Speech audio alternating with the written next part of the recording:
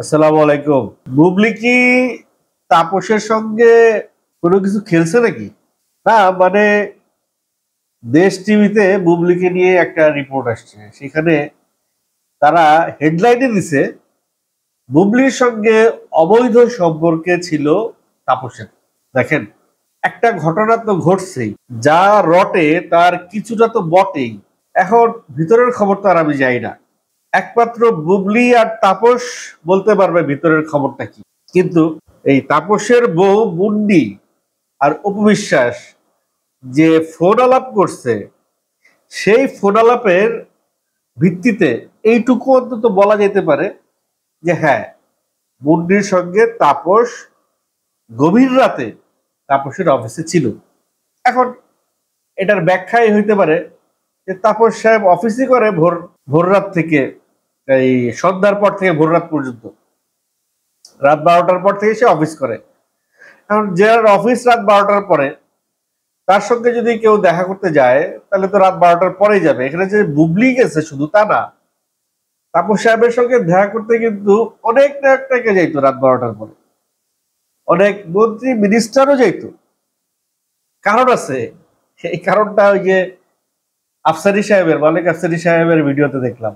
আমিও জানতাম না, অনেকেই জানতো না। এই মুন্ডি, তাপসের বউ মুন্ডি, সে শেখ হাসিনার বিউটিশিয়ান ছিল। বিউটিশিয়ান মানে বুঝেন, ওই যে শাড়ি কাপড় পরায় দেয়, স্টাইলিশ আর কি। কোন শাড়ির সাথে কি পরবে, কোন গহনা পরবে, কোন ইয়ে পরবে, আমি যাবি আর কি, মেয়েদের জিনিস অত কিছু বুঝি না।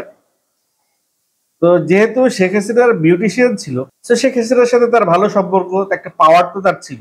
আর এদিকে স্বপন চৌধুরী সুইডেনে বসে উনিও একটু জোর দিয়েই বলছে যে বুবলি তাপসকে বিয়ে করতে চেয়েছিল, এবং বুবলি তাপসকে খুব ভালোবেসে ফেলছিল, এবং বুবলি তাপসকে দিয়ে শাকিব খানের সঙ্গে একটা ট্যারাম ট্যারাম যুদ্ধ করতে চেয়েছিল।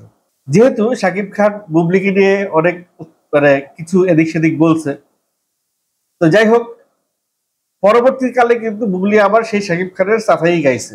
খুব বেশি যে শাকিবের বিপক্ষে বুবলি খুব কিছু বলেছে তা কিন্তু না, যে যতটা অবিশ্বাস বলছে।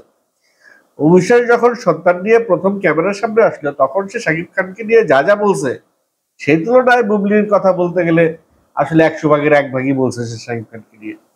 সে একবার হয়তো আমি শুনছি বলছে ভূতের মুখে রাম নাম, শাকিব খানকে দিয়ে বলছে। এখন একজন সিঙ্গেল মাদার, যদিও বুবলি দাবি তাকে এখনো ডিভোর্স দেয় নাই, বাট ধরে নিচ্ছি সে সিঙ্গেল।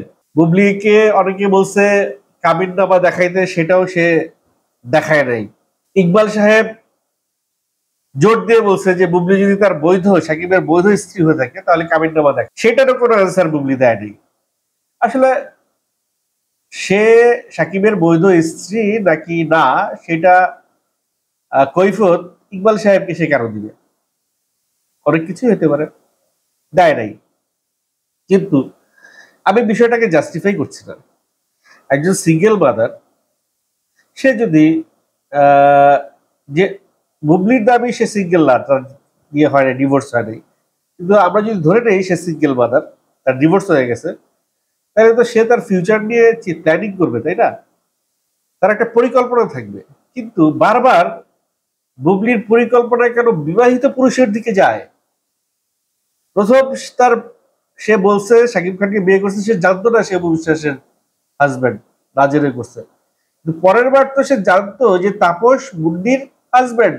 তো কেন সে তাপসের সঙ্গে, যদি যদি আবারও বলছি, যদি সে তাপসের প্রেমে পড়ে থাকে, কেন সে একই ভুল বারবার করছে? আমাদের ছোটবেলায় এক শ্রেণীর সহপাঠী ছিল, তারা প্রেম করার জন্য সবসময় সিনিয়রদের খুঁজতো, সিনিয়র আপুদের প্রেমে পড়তো। বুঝে নেন কি বলতে চাইতেছি। তো বিষয়টা এরকম কিনা যে বুবলি সবসময় ম্যারেড ছেলেদেরই তার ভাল লাগে এরকম কিছু, আমি জানি না। এখন দেশ টিভির যে সংবাদটা আজকে প্রকাশিত হয়েছে, তার প্রেক্ষিতে ধরেই নেওয়া যায়, মানে সংবাদ যেভাবে উপস্থাপন করছে, যে সমস্ত তাদের তথ্যসূত্র, তাদের এমন এমন আছে না, ওই যে বিশ্বস্ত সূত্রে জানা গেছে, দেশ টিভির বিশ্বস্ত সূত্র থেকে তারা জেনে ফেলছে যে তাপসকে বুবলি বিয়ে করতে চাইছিল এবং তাপসের সঙ্গে বুবলির অবৈধ সম্পর্ক ছিল। Okay fine.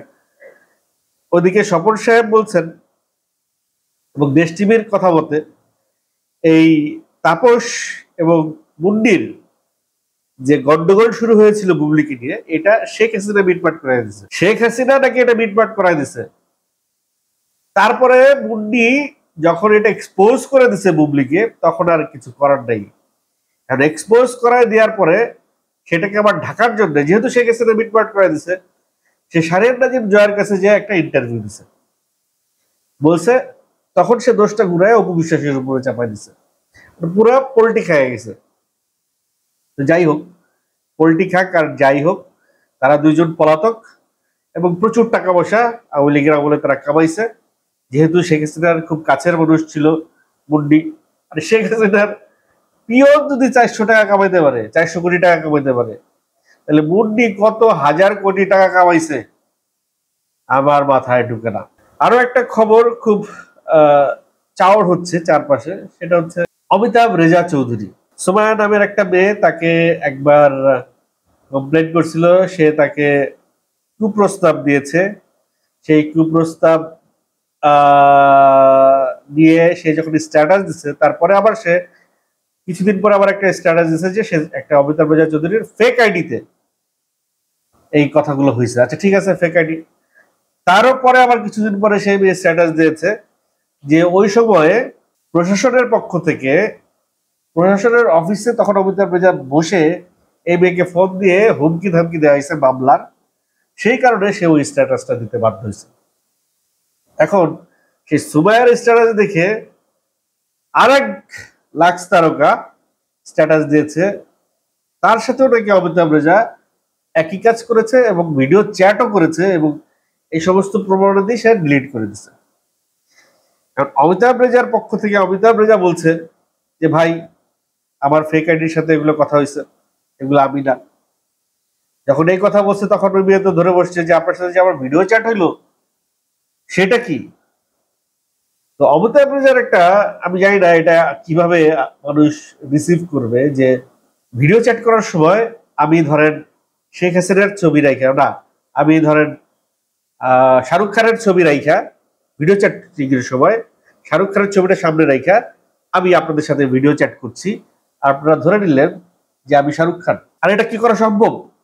একজনের ছবি রেখে, ছবি সামনে রেখে ভিডিও চ্যাট করা? আমি জানি না এটা কোন ডিজিটাল টেকনোলজির আওতায় এটা পড়ে। তবে নাবিলা, তার আয়নাবাজির নায়িকা, তুফানে শাকিব খানের নায়িকা, সে অমিতাভ রেজা চৌধুরীকে ডিফেন্ড করেছে। ডিফেন্ডের শুটটা একটু ডিফারেন্ট ছিল। সে বলেছে আমি জানি না ঘটনা সত্য কিনা, কিন্তু এর আগেও এরকম একটা ঘটনা ঘটছে, তারপরে সে মেয়ে বলছে এটা ফেক আইডি ছিল।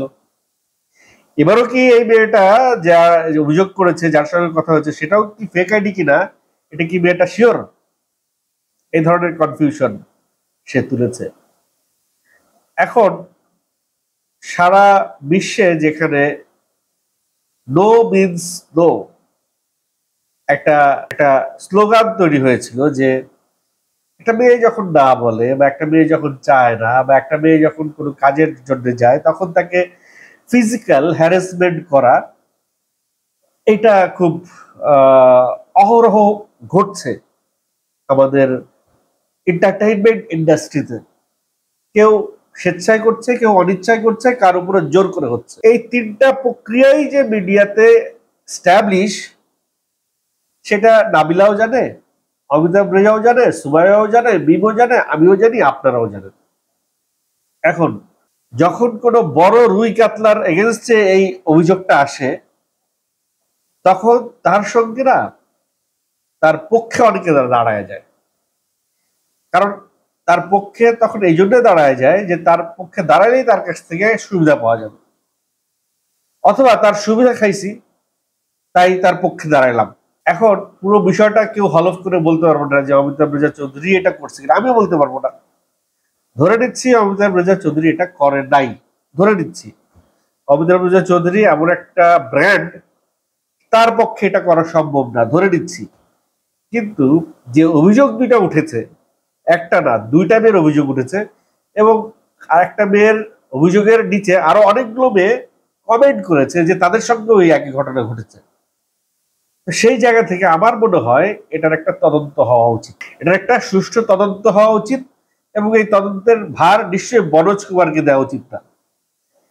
এই তদন্তের ভার আমাদের মিডিয়া সংশ্লিষ্ট কোনো ভুক্তভোগীর হাতেই দেওয়া উচিত, যারা এটা ফেস করে রেগুলার। দেখেন, এটা হচ্ছে ডার্ক সাইড, এটা একটা ডার্ক সাইড এন্টারটেনমেন্ট শোবিজ অঙ্গনে। একটা মেয়ে, একটা চরম রিয়ালিটি, একটা চরম রিয়ালিটির কথা এটা। আমি জানি না আমার এই কথাটার জন্য আমাকে আর কি কি মানে কি কি কথা আমাকে ফেস করতে হইতে পারে। মিডিয়াতে নায়িকা হইতে হইলে গিভ অ্যান্ড টেকে আসতেই হয়। গিভ অ্যান্ড টেক এটা কোন পর্যায়ে সে আসবে এটা হচ্ছে গিয়ে সেই নায়িকার উপরে ডিপেন্ড করে। সে কি তার সঙ্গে শুধু এক কাপ কফি খাবে, নাকি সে কি তার সঙ্গে একটা বিকাল ঘুরে বেড়াবে, নাকি সে তার সঙ্গে একটা রাত শেয়ার করবে, এটা ওই নায়িকার উপরে ডিপেন্ড করে। কিন্তু আমাদের আমাদের পুরো ওয়ার্ল্ডে প্রত্যেকটা নায়িকাকে এই জায়গাটা ফেস করতে হয়। সেটা প্রেমের পর্যায়ে হতে পারে। আপনারা দেখছেন যে কোনো নায়ক নায়িকার প্রেম কিন্তু দীর্ঘস্থায়ী হয় না। ওকেই মানে ম্যাক্সিমাম নায়ক নায়িকার প্রেম কিন্তু 6 মাস, 7 মাস, 1 বছর, 2 বছর, তারপর আর একটা। ম্যাক্সিমাম ডিরেক্টর প্রডিউসারের প্রেম কিন্তু 2 বছর, 2.5 বছর, তারপর আর একটা। তার মানে এই যে একটা নায়িকা যখন সে উপরে উঠতে চায়, সে কিন্তু তখন উপরের একজন ডিরেক্টরের বা উপরের একজন প্রডিউসারের কাছে যায়। সে উপরের একজন প্রডিউসার যখন নিচের একটা নায়িকাকে উপরে টান দিয়ে তুলবে, তখন তার স্বার্থটা কি? অবভিয়াসলি তার একটা স্বার্থ আছে। ঠিক সেই স্বার্থটাই হাসিল করে নেয় সেই উপরে বসা প্রডিউসারটা। তাইলে অমিতাভ রেজা যখন কারো কাছ থেকে স্বার্থ হাসিল করবে, সেই মেয়েটি কিন্তু প্রথম পজিশনে থাকা, প্রথম সারির কোনো নায়িকা হবে না। তাদেরকে কিন্তু তাদের কাছ থেকে স্বার্থ হাসিলের কিছু নাই, মানে তাদেরকে তার বাধ্য হয়ে নিতে হয়, ক্লায়েন্ট ডিমান্ড। যে মেয়েটা ক্লায়েন্ট ডিমান্ড না, বিজ্ঞাপনে একটা বিষয় আছে, ক্লায়েন্ট যাকে চায় তাকেই আপনার নিতে হবে। এখন বিষয়টা এরকম যদি হয় যে ক্লায়েন্ট আমার একটা ছবি দেখে বলছে এই আমার এই বিজ্ঞাপনের জন্য এই মডেলটাকে চাই, তখন সেই মডেলকে দিতেই হবে সেই বিজ্ঞাপন নির্মাতার, আদারওয়াইজ সেই বিজ্ঞাপনটা করতে পারবে না। কারণ ক্লায়েন্টকে তার বুঝাইতে হবে যে এইটা না, এইটা না। কারণ ক্লায়েন্ট যদি গো ধরে যে না ওকেই আমার দিতে হবে, তখন সেই বিজ্ঞাপন নির্মাতা তাকে যত টাকা দিয়েই হোক ওই আর্টিস্টকেই দেয়। ক্লায়েন্ট ডিমান্ড হইলে কিছুই করার থাকে না। কিন্তু বড় বড় নির্মাতাদের আসলে ক্লায়েন্ট ডিমান্ডের বিষয়টা তাদের উপর লঘু থাকে, তারা চাইলে তাদের মতো করে নিতে পারে। তো যখন কারো হাতে অধিকার চলে আসে, যখন কারো হাতে পাওয়ার চলে আসে, তখন পাওয়ারের কোথাও কোথাও মিসইউজ হওয়ার সম্ভাবনা থাকে এবং হয়।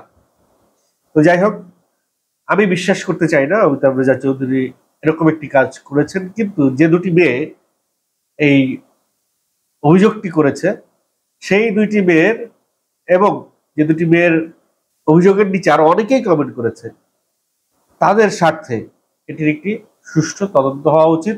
ইভেন অমিতাভ রেজা চৌধুরীর স্বার্থেও এটা সুষ্ঠু একটি তদন্ত হওয়া উচিত। একটা মানুষের গায়ে কেন এরকম একটা মিথ্যে অভিযোগ, যদি এটা মিথ্যে হয়ে থাকে কেন লাগবে, আর যদি এটা সত্য হয়ে থাকে তাহলে তার বিচার অবশ্যই হওয়া উচিত।